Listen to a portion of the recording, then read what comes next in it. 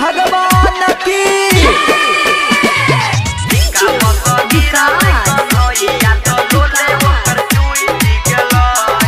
अखन अहाँ सब सुन रहल छी केनवाही सब सहेली म्यूजिक के शानदार प्रस्तुति।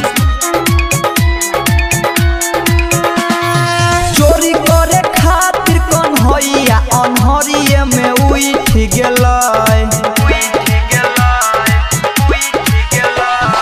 चोरी करे खातिर कन्हैया अन्हरिये में उठ गेलै। माखन खातिर गिरल कन्हैया त मुहे ओकर फूट गेलै। सिक्का कस गिरल कन्हैया त लोले ओकर टूट गेलै। प्रेम से बोलिए माखन चोर महाराज की। Singing by Atish Lal Yadav. सिक्का कस गिरल कन्हैया त लोले ओकर टूट गेलै। रिकॉर्डिंग बाय सहेली म्यूजिक केनवाही जाओ।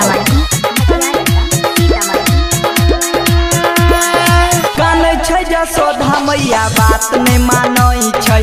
गोपी के अंगना में रात दिन फानै छै। कानै छै यशोदा मैया बात नहीं मानै छै। गोपी के अंगना में रात दिन फानै छै। कोठी पर चढ़ क कन्हैया माखन सब लूट गेलै। कोठी पर चढ़ क कन्हैया माखन सब लूट गेलै। माखन खातिर गिरल कन्हैया त मुहे ओकर फूट गेलै। सिक्का कस गिरल कन्हैया त लोले ओकर टूट गेलै। बोलो बोलो मुरलीधर वाले बाबा की। Singing by Atish Lal Yadav. Recording by Saheli music केनवाही जाओ।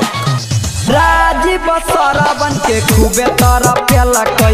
यादव आतिश के दर सोने देलकै। राजीव सरवन के खूबे तरफ पेलकै। गायक आतिश के दर सोने देलकै।